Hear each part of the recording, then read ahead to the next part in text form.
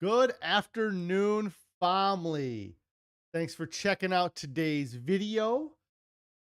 If you're new here, my name is Jonathan, and I created this channel as a way to record my progress as I work towards my goal of achieving a healthy weight. If you do enjoy my videos, make sure you click that subscribe button. Also, click on the bell icon so you'll get notified when I go live.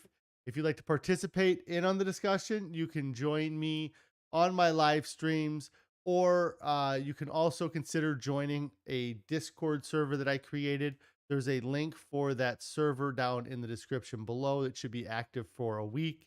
If you are watching this video later than that and want to join, just send a message or write a comment and I will get you a link to the Discord server.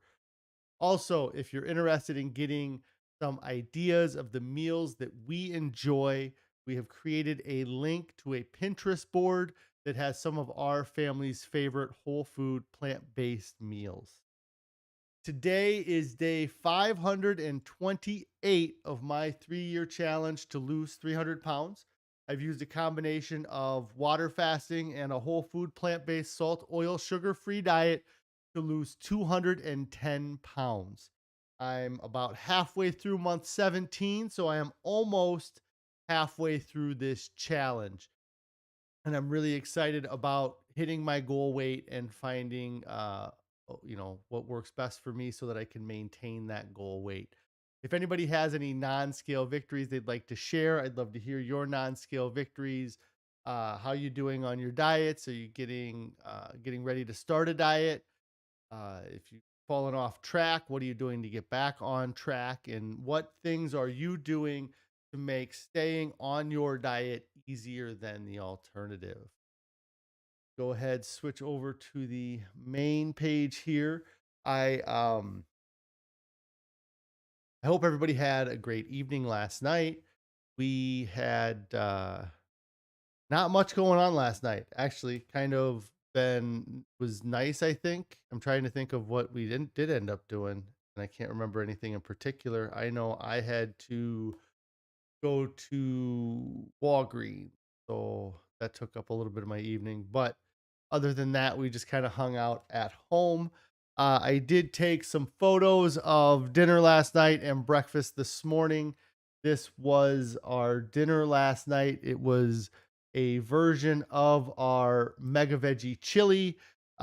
Just instead of having the carrots, or sorry, instead of having the corn, we swapped out for some peas because um, we did not have any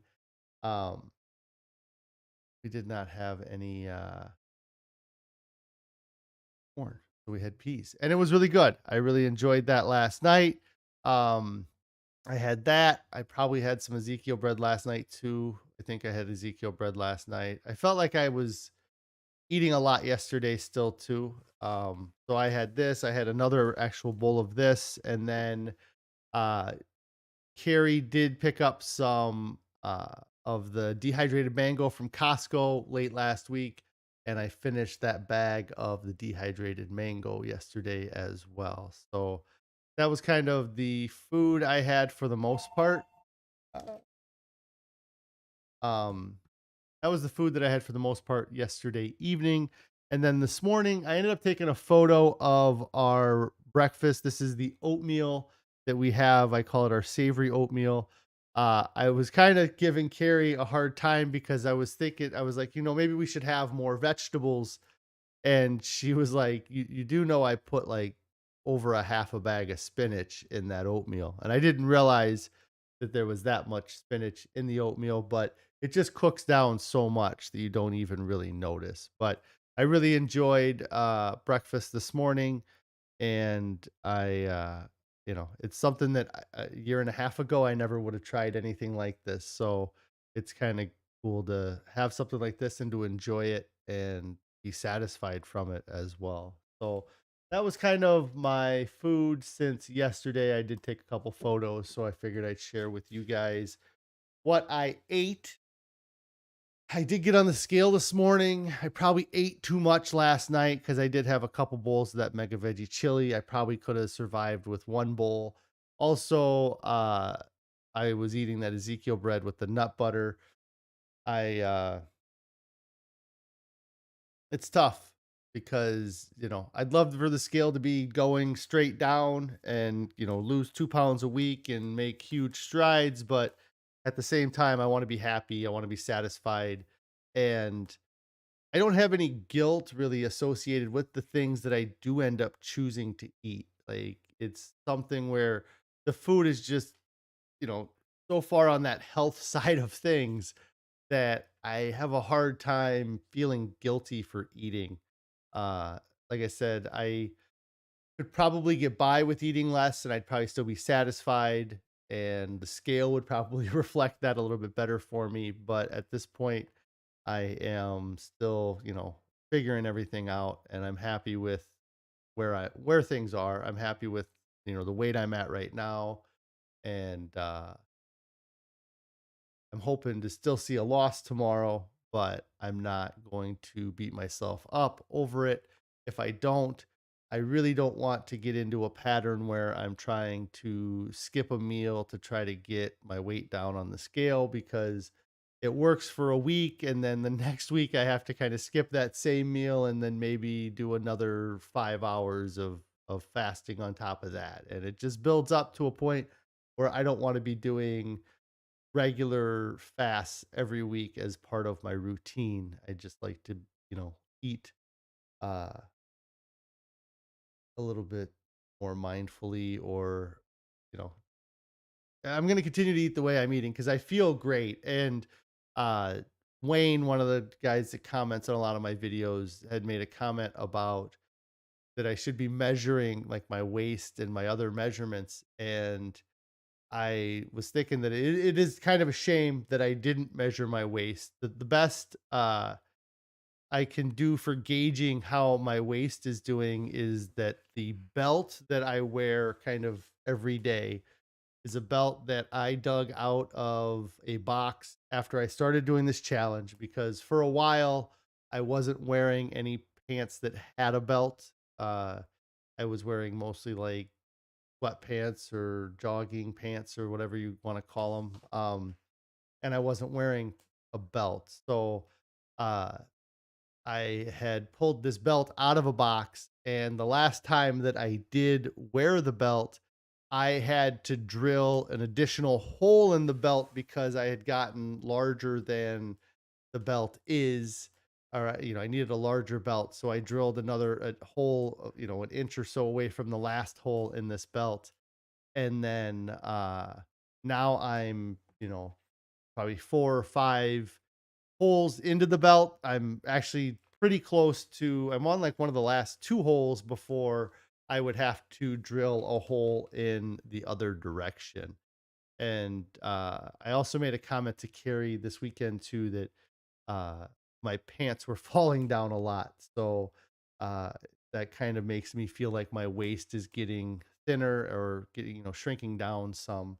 Uh, Also, this shirt I'm wearing today is a shirt that I wore to a wedding a while back, and I thought it fit fine at the wedding, and I don't feel like I'm that much lighter because the wedding was in like June or July last year, so I'm probably close to the same weight, maybe 10 pounds lighter than the last time I wore this shirt that I remember, and it feels much nicer. It feels a lot better today than it even did when I wore it at that wedding. So my clothes are fitting better. My belt is going down in sizes, and I'm seeing progress in other places outside of the scale. And that's one of the things why I bring up, I'd love to hear your guys' non scale victories every day because I think that that is the things that we should be celebrating. I am recording my weight loss progress with the scale, but it's these other things outside of my weight that I want to be celebrating or focusing on because I've done such uh for so long my weight has been such a negative aspect of my life. So and the scale has been a negative aspect. So I just want to, remove the scale as a, um an emotional trigger or really feeling any emotion from the scale. I mean, I get a little bit frustrated when I get on the scale, but I also know that my weight, it fluctuates widely from day to day. You know, it's a couple pounds different from day to day. If I was talking to you and I was already at my goal weight and my weight moved up or down 2 pounds, then it might be a little different. But at my weight, I'm still at over 300 pounds. I can see a swing of a few pounds every day. And kind of the in my office, if I get in here in the morning and I weigh in, and then by the time I start the stream, I'm usually at least a pound lighter than when I started because I don't eat anything at work and I very rarely have anything to drink at work either. Carrie's checking in saying, hey, Carrie, I hope you're having a great day today. We got to hang out. Carrie says she's getting ready to take everybody to soccer prep. I forgot we have soccer tonight with the kids, so she's getting everybody ready. Or the girls all play soccer, so they're all getting ready to go to play soccer and spend the afternoon at practice. So that is exciting. Um, so yeah, non-scale victories. I think that that's kind of the better thing to kind of celebrate or to focus on when you can. And my clothes fitting better is a non-scale victory. Another non-scale victory that I've brought up before in the past, but I kind of ran into the situation today is, excuse me, um, I have a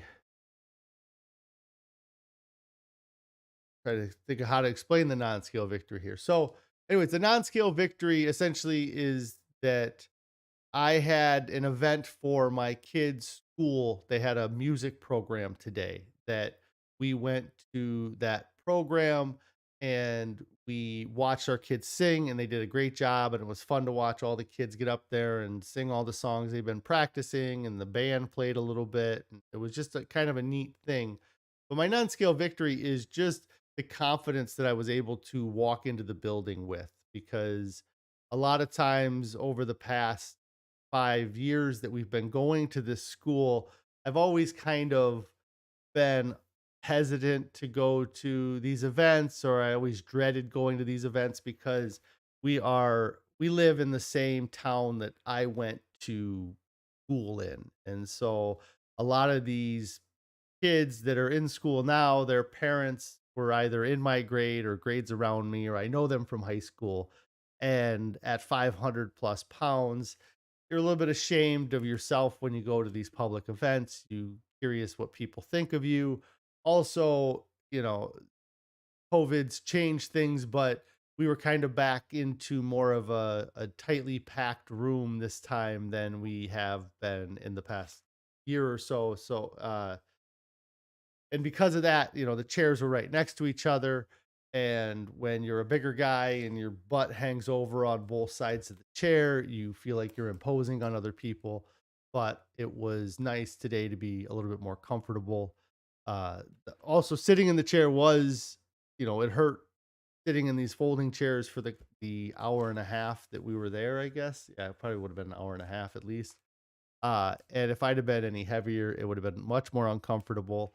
Also, when I was 200 pounds heavier, sitting in a metal folding chair, you could feel the metal kind of sag a bit or give a little bit. And now that I've lost the weight, I don't have any concerns that I'm going to be breaking one of the chairs or something, you know, embarrassing is going to happen because of that. So, just the non-scale victory would be that, you know, having the confidence to go into it and you know, focus on my kids more than worrying about my own appearance or what people thought of me uh when I went, you know, when I was there. And not that anybody cares. You know, that's the big thing that is tough too, is that we always think that everybody's staring at us when most people care less about you. But when you're the biggest guy in the room, sometimes it's hard to shake that feeling that uh, people are noticing how big you are or that you are the biggest guy in the room. Um,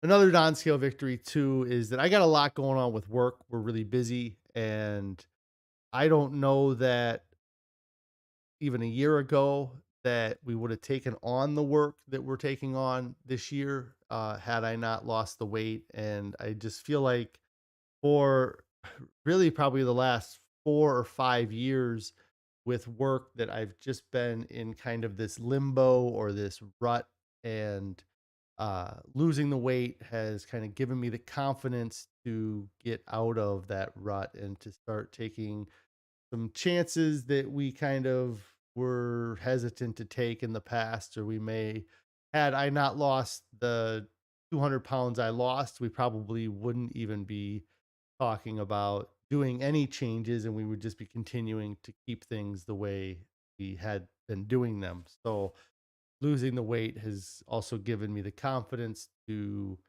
kind of work harder at our job, and kind of see more of a future with work maybe than I was giving myself credit before, because uh that is again one of the greatest things that I have received from this whole challenge is the actual idea of having a future.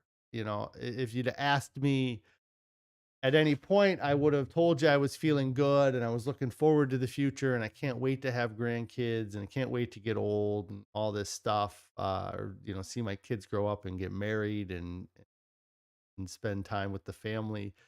I would have said all those things, but you know, if in reality those things would have actually happened, then uh I don't know. I don't know that they would have ever actually happened. It was more of, you know, you talk about it and you think about it so you can imagine it happening, but it was probably never going to actually uh come to fruition. So it's nice that I'm uh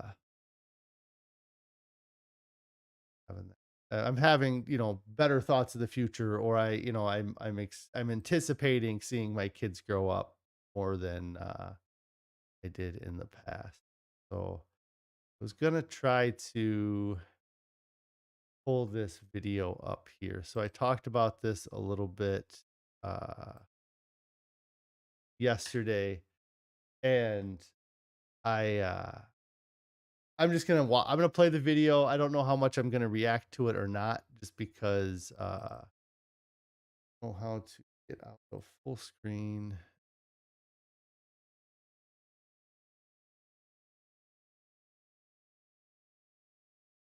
So so what I'm gonna show here, this is a video from me from 2014. It was March of 2014. I was 8 or 9 months into this diet that I was doing here. And I've watched this video before on stream, I think, but I don't know that I've ever reacted to it. And like I said, I don't think I'm gonna have the same opinions as I did then.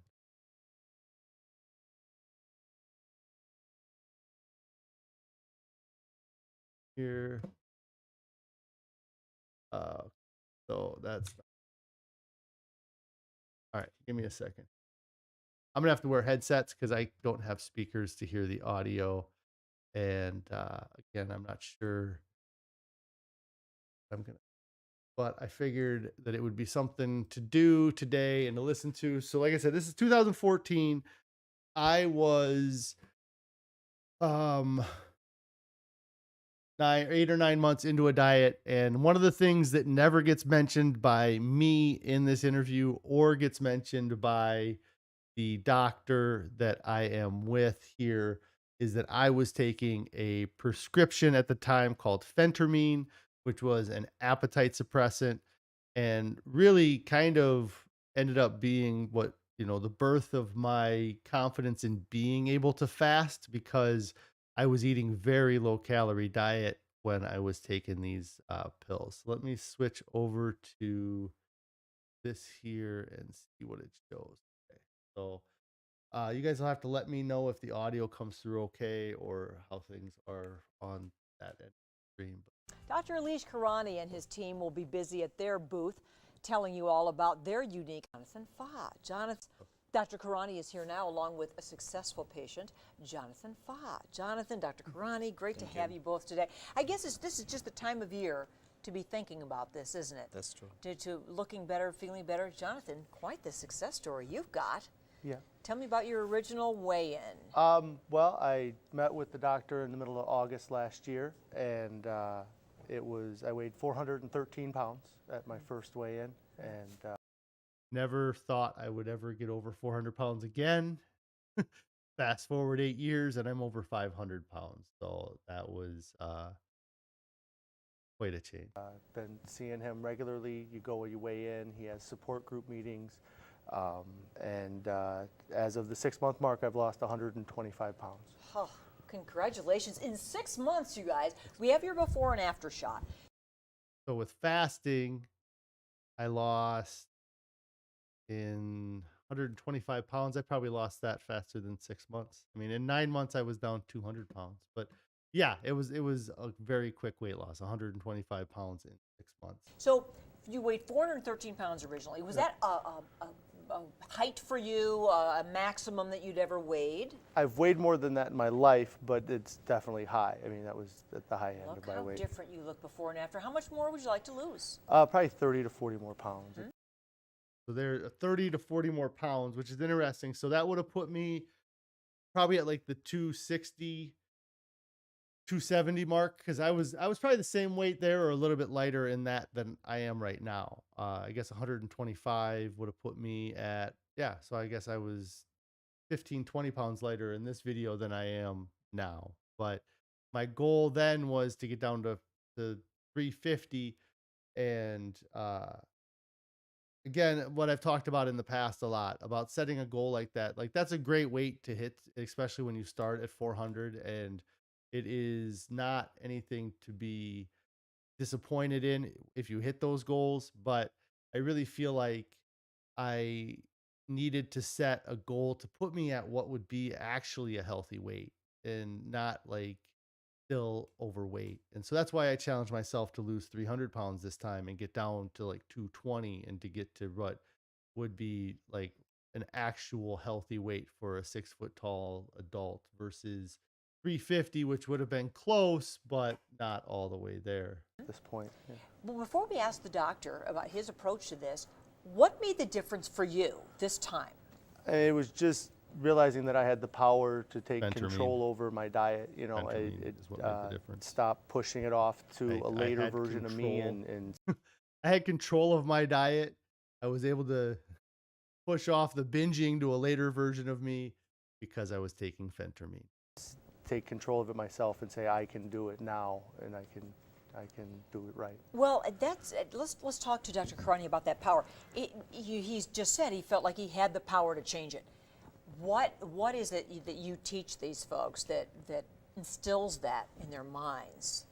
See, Paula, when people come to us, they are suffering from victim consciousness, we call it. Victim consciousness means that they feel that they are victim of the situation, their surroundings, their habits, and that's what they're suffering from. So I think, I'm not sure what he's going to say here, but I remember when I did the interview, I was kind of annoyed a bit that he kept bringing up this victim mentality because I never really felt like I suffered as a victim of anything and I didn't have a victim mentality, but I can see where he runs into that a lot with his patients.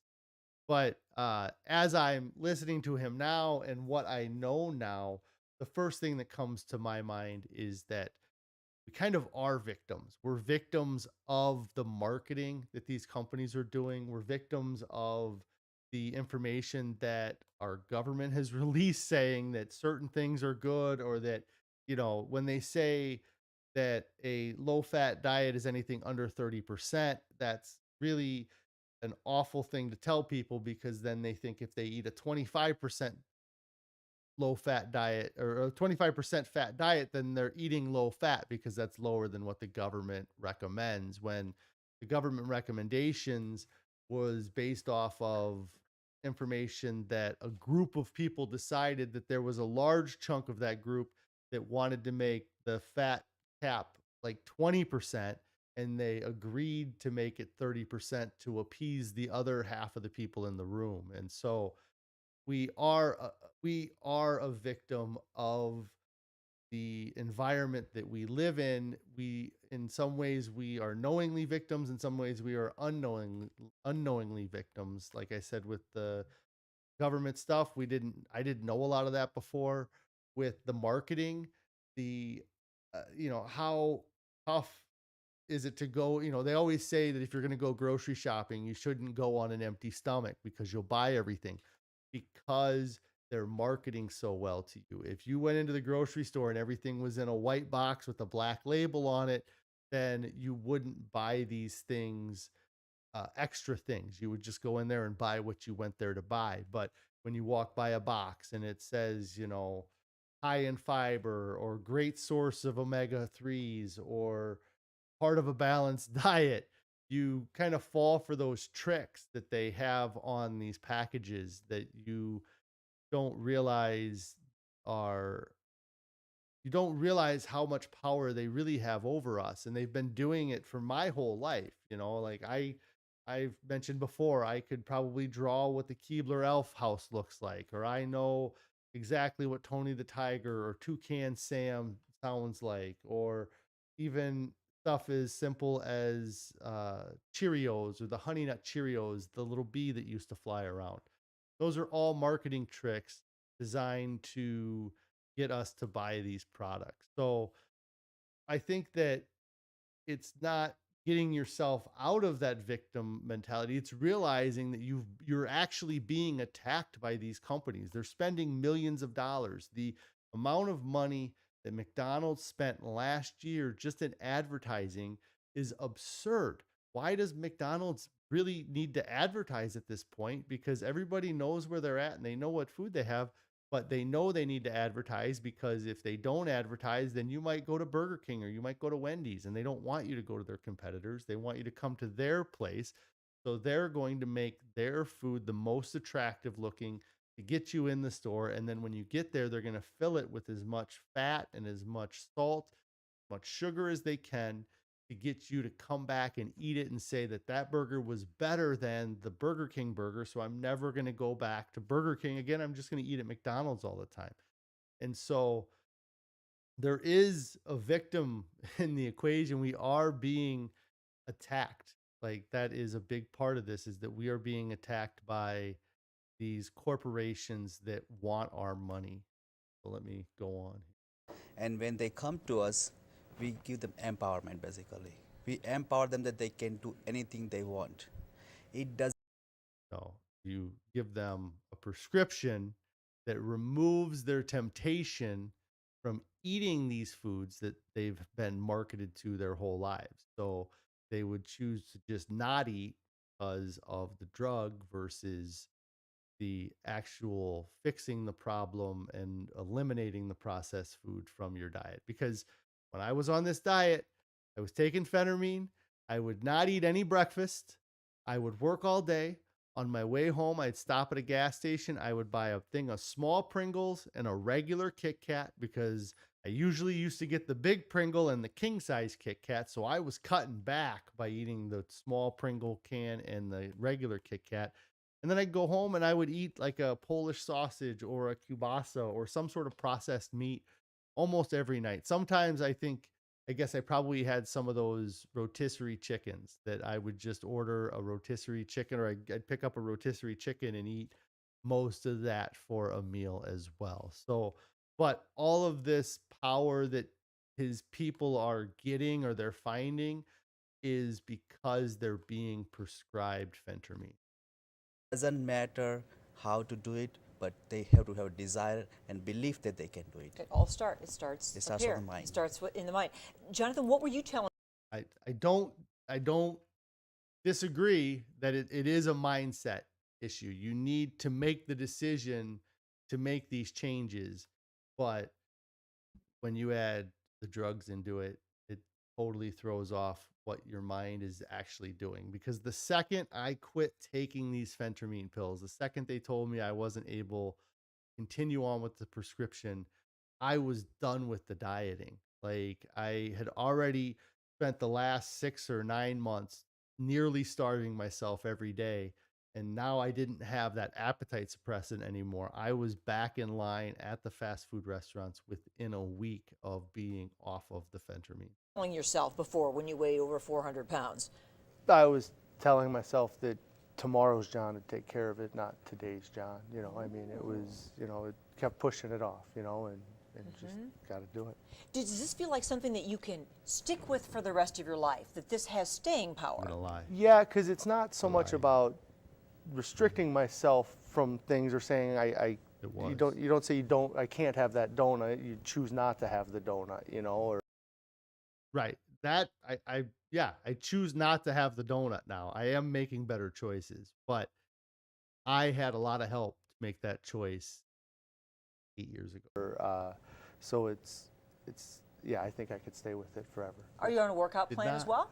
well? Not so much, especially when I first started. like It's a very that. low calorie diet, so when you start adding working out Very in low with it, you don't have a lot of energy anyways. I've started to recently to kind of keep my metabolic rate up and to keep the weight loss going. Well, that's the big thing that people always are most concerned with, being able to keep it off and keep it off for a lifetime. I mean, you're a young guy, so you want to be able to, sit here 10, 20 years from now, not with me, but with somebody else in 10 or 20 years, and say, see, what happened in 2014 really lasted. So, Dr. Oh, that's awful. 24. What happened in 2014 did not last. Not at all. I'm sorry, Paula Sands, but I failed in that regard. Karani, you'll be out there with your team at our Absolutely. Women's Fair tomorrow and Sunday, and I'm sure many of you have questions about whether it can work for you, because everyone's different. Absolutely, everybody's different. Everybody's a different life situation. They don't know how Don't to know if handle I'm gonna that. talk We to help her or them not. basically how to handle every moment to moment. Don't take life as a all past and future. This moment is the life. Just handle it. That's good. Oh, I probably shouldn't put their address up. All right. So that was that. Let me go back to my main page here. So, um, that was my interview with that television show from 8 years ago. And I just watching it now, I'm just so frustrated because, exactly what I didn't want to happen at that time and is gain the weight back is exactly what did happen. And what, there were some parts of the program that I really enjoyed. I've talked about it a little bit. I really enjoyed, and we don't talk about it in that interview, but I had a weekly meeting that we would set up, and we would go and we would just kind of talk about different things at the weekly meeting. And I really enjoyed that part of it. And that's kind of why I like doing this. I do it more than weekly, I do it daily, but I like having this accountability and getting on, here and talking about my weight loss and my experience. And so I like that from the program. The bit in the video where I talk about it is, you have to make that choice. You have to make that change. I've talked about it in the past, is that I made a decision one time to switch to do something, and I didn't ever have to make that decision again. I don't have to worry about whether or not I'm going to eat a candy bar because I made the decision to never have a candy bar again 18 months ago. So I'm not fighting myself every day about eating a candy bar. I don't have it on my mind at all. 100% of my mind or my focus now is to get as healthy as I possibly can get. And in order to do that, I have to eat as healthy as I can possibly eat, because health is a healthy life is trying to think of healthy life is the result of healthful living, something like that. But um that's kind of the mindset I'm having or going into it, or what I liked from that video that I talked about is that it is in your mind. But again, what I didn't talk about in that video was that I was on pills that was helping me make that decision and making that decision easier for me to make. And then when he talks about the victim stuff, I think that there is a little bit of truth to that now, but in a different way than I feel like he was trying to portray it. And I think that what we have to do is we have to accept that we are in a battle for they talk about the industries, they refer to the consumer stomach as like a stomach share. Like they want a portion of every person in the country's stomach to have their food in it. And um what I think we assume is that a lot of these companies are looking out for us in a way, or that they couldn't, because our government regulates everything. These companies wouldn't be able to get away with this trickery because our government would protect us from it. And it's not the case. Our government does not protect us from our own choices. And these companies know that all they have to do is get you to choose their product over the competitor's product. And they will do anything possible to get you to make that choice, get you to choose their product. They will go as far as they possibly can, and sometimes they'll set a line in the sand and say, "Hey, we're never going to make our sports drink with more than 22 grams of sugar." And then the competitor comes out and puts 23 grams of sugar in their sports drink, and then they start taking the original company's share because people like the drink that has one more gram of sugar. Then that original company is going to have to decide whether or not they're going to add another gram or two of sugar, or get 22 grams of sugar. No, I mean, Gatorade, I'm thinking, has more than that per serving. Let me look at Gatorade real quick, the nutritional. But I know Powerade has a lot of grams of sugar. So if I look at Gatorade, their nutritional, it's 36 grams of carbohydrate. 33 grams of those come from sucrose or sugar. 36, I'm sorry, there's 36 grams of sugar in the Gatorade I looked up. So yes. But yeah, so they chalk their sports drinks full of sugar. Then the other company has to decide whether or not they want to put one more gram of sugar or two more grams of sugar. Or what a lot of these companies do is they create these diet versions of their product where they put these artificial sweeteners in their food, so it makes it seem sweeter than it actually is, which then leads us to having the sweet tooth or these cravings for sweetness constantly. And somebody referred to it the other day, is they were talking to a nutritionist friend of theirs, and they were talking about the difference between regular soda and diet soda. And their nutritionalist friend said that if you had the choice between regular soda and diet soda and you had to choose one, that you should choose the regular soda, because when you drink diet soda, it's really just like drinking plastic. There's so many artificial things in that it's not any healthier for you in the long run than drinking the soda that has sugar in it. And in my experience, I used to drink so much diet soda. I used to drink 6 packs of diet soda, of bottles of 20-ounce bottles a day. And I know that anytime I had like a regular soda with sugar in it, that I wouldn't drink near that much. But because I was having 0 calorie, I figured it wouldn't be a problem. That was another thing I drank the whole time that I was drinking that, or I'm sorry, the whole time I was doing that diet that I lost the 125 pounds.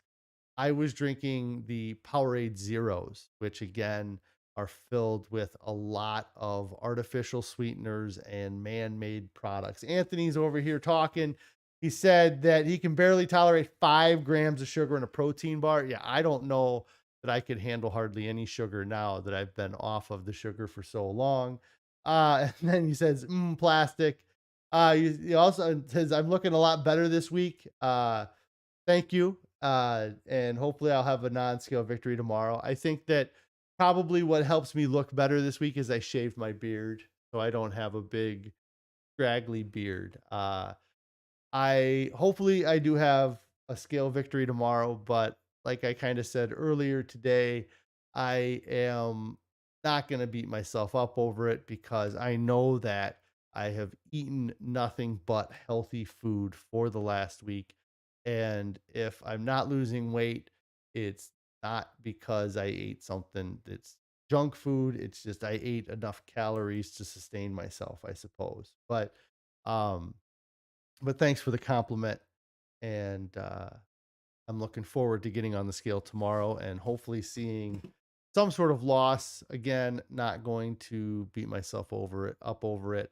I just want to continue with the way I'm feeling. Like I've talked again, I feel like I've talked about this a lot this past week, or it's really been since I re-listened to uh, chapter 14 of the Pleasure Trap book, where he talks about the myth of moderation.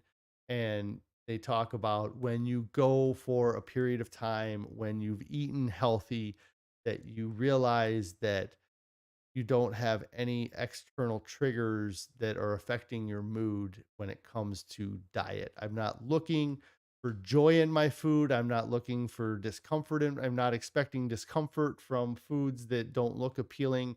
I am just looking to eat so that I can get to the next day. And it's not a a negative thing in any way to at all. Like I'm at peace with my diet. I'm at peace with how I eat, and I want to keep that peace for as long as I can because I notice a difference between how I feel today versus how I felt 6 months ago when we were kind of eating healthy 6 days of the week or 6.5 days of the week. And then we were just finding an excuse, any reason to go and buy a vegan pizza or go to a restaurant that had vegan options or to try something that was a new vegan thing. And it was a lot of that doing that was something in my mind that was trying to hold on or trying to go back and trying to eat those things. And now that I've been clear of them again for the last 3+ months, I realized that I had that kind of fog going on with my thinking. And, Carrie has a couple time mentioned, maybe, if you wanted to have a soda, you could have a soda. And, or there was can't think of the other example of something else, but I was just like, I don't have any desire to mess with the good thing that I have going on. And even if the scale stays the same again for a while, I'll be happy with it. I'm still down 23 pounds since I started this year. So in the last 3.5 months, I've lost 23 pounds, and that is a good amount of weight in my book. Um, Anthony said mental health is important. Also, stress can affect your food choices and processing of the food that's in your body. Yes. I I do kind of have uh because of the way I'm eating, I am working through whether or not I could eat less food and still be as satisfied as I am. I feel like maybe I could, or I because I really like my schedule, the way I have things where I eat kind of early in the morning and then I don't eat again until later, almost 12 hours later. And I like having that gap because I feel like it gives my body chance to take that food and work on it and try to get as much nutrients as it can for while it's in my stomach versus kind of just throwing things down and through my stomach over and over again. And I'm just gonna write a note down here real quick.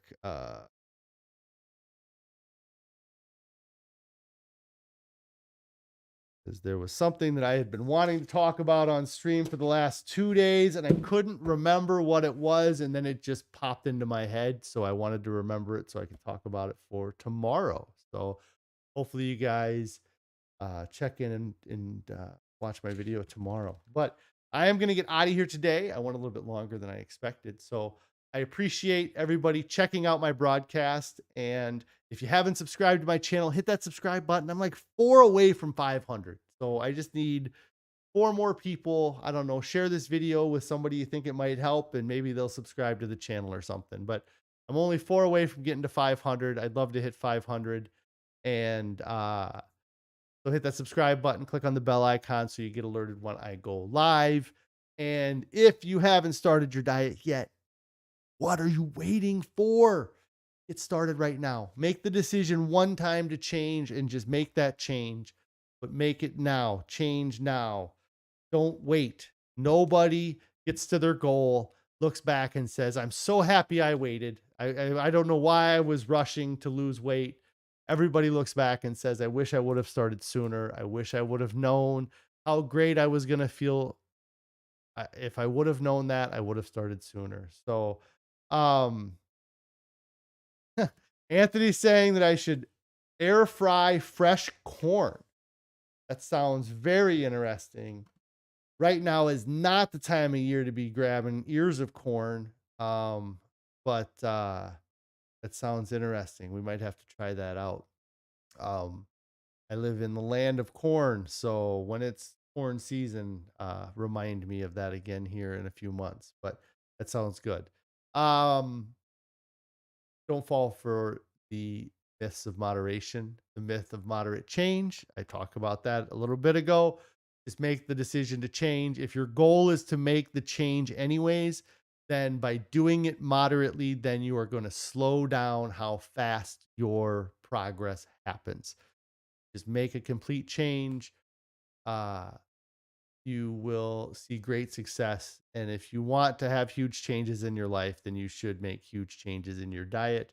Anthony says he's going to try that as a snack tonight and report tomorrow. Yes, that would be awesome. I'd love to hear how that is. And then also the myth of moderate consumption, the idea that we could eat smaller portions and be healthy, or that anything in moderation is okay, is just tricking yourself, or it's convincing yourself to hold on to these bad habits. And again, the goal should be that every time you go to put food in your mouth, it should be to lengthen the time that you're on this planet. It shouldn't take away from the time that you're on this planet. So don't fall for the myth of moderate consumption.